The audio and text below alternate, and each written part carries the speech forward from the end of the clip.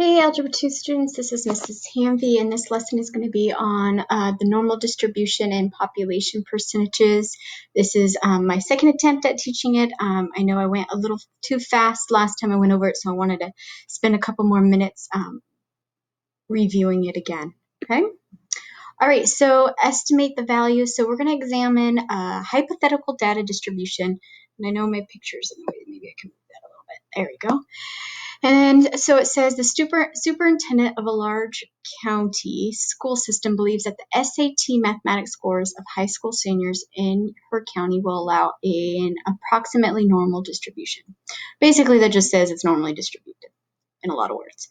She knows that the mean score in her county is 510 and that the standard deviation, or SD, is 90.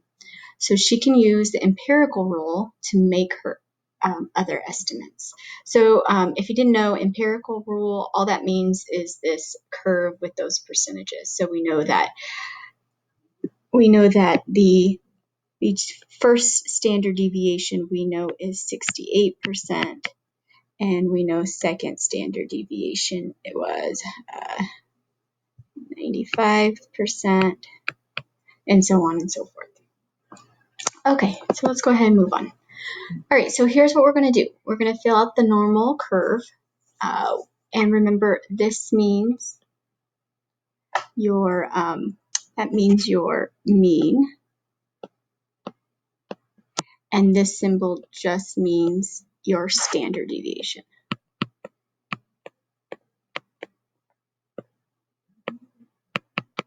And I know that's really sloppy, but hopefully you can kind of see that. So this is the mean, and that's the standard deviation.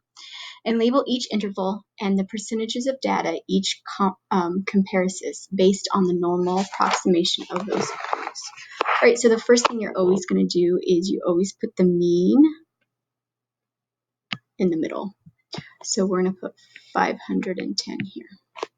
And then what you're going to do is you're going to add your standard deviation to the right. So we're going to add 90, so that will be 600. And to get to the left side, you're going to subtract 90. So we're going to get 420.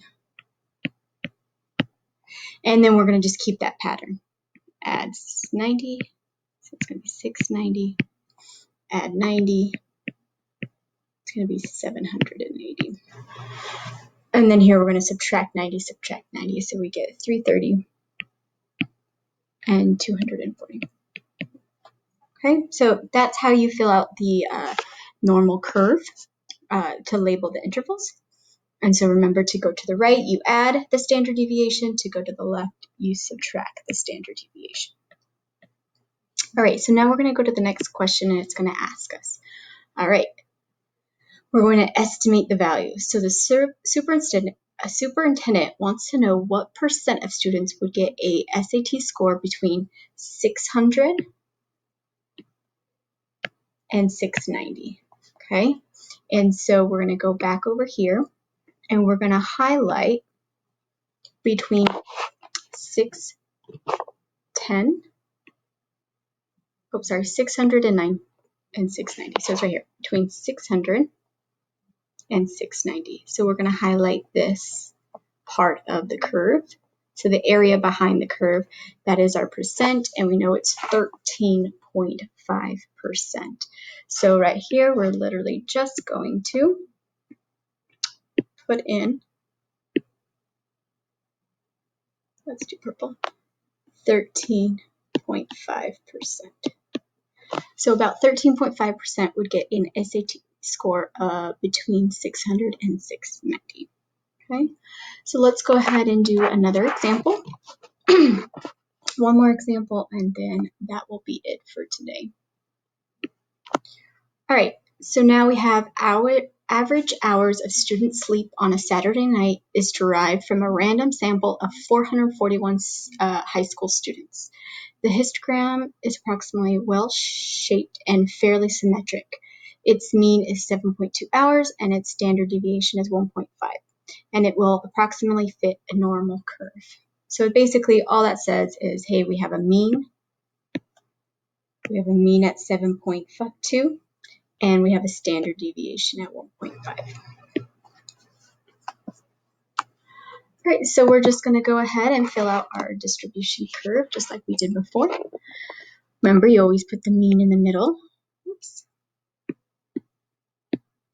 Where's my pen? There it is. Okay, so always put the mean in the middle. So it's going to be 7.2. And we're going to go ahead and add our standard deviation. So we're going to add 1.5, which would be 8.7. And here we would subtract 1.5, which would be 5.7. And we just do that pattern. So here it would be 10.2. The next one we would add 1.5, so it'd be 11.7. And remember, you can use your calculator. And we're going to subtract 1.5. So that would be 4.2. And subtract 1.5. That's a 1, not a 7. And we'll get 2.7. Ready? All right, so next question. Oh, we have our percentages there. That's just the same exact percentages. So the great thing is you don't have to memorize this. You just have to reference back into them in your notes at some point. All right, so here's question number 1. About what % of all high school students would you predict to sleep between 5.7 and 8.7 hours? So I'm going to go ahead and highlight. That's our intervals, 5.7 and 8.7. So I'm going to go back to our graph. 5.7 and 8.7. Highlight that curve. So it would be this portion under the curve.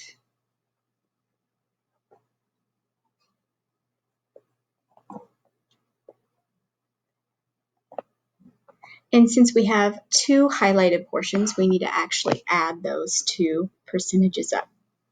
So we're going to just, to get the percent, we're going to add through 34% and 34%. So we're going to add 34% and 34%. And we know that is about 68%. So about 68% of students would have sleep between 5.7 and 8.7 hours each night. I know this because I used the chart for percentages of standard deviation and added up 34% and 34% to come up with my conclusion. Okay, so I went ahead and fill out that sentence stem so that you can just use that to answer it up on your own. So let's go ahead and do example 2. Example 2 has about what percent of all high school students would you predict to sleep more than 8.7 hours each night? All right, so we will need to go back to our curve. Click it, where is it at? There it is. We will go back to our curve. I'm going to erase this one. And let me go back to read it again. 8.7, more than 8.7. Okay, so I'm going to go ahead and highlight. We know 8.7 is here, and it's going to be all this area under the curve.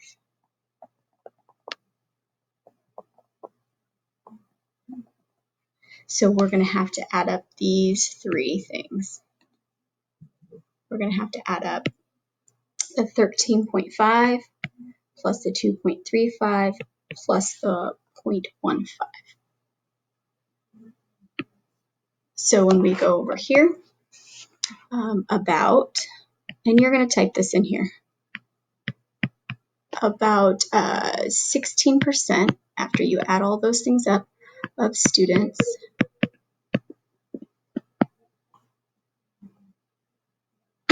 would sleep more than 8.7 hours each night. And I know this is really sloppy, I apologize. I know this because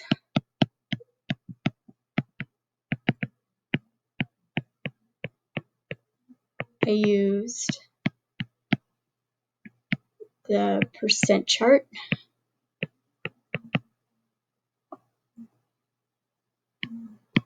and added up I added up those three percentages, which was 13.5. Oh,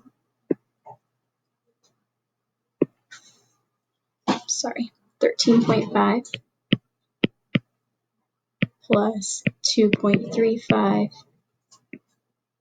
plus 0.15 to come to my conclusion.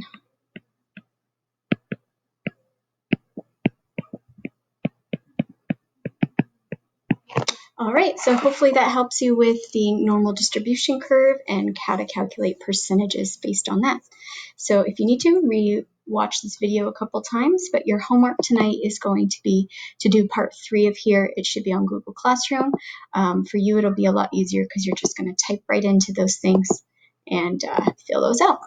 Thank you for watching.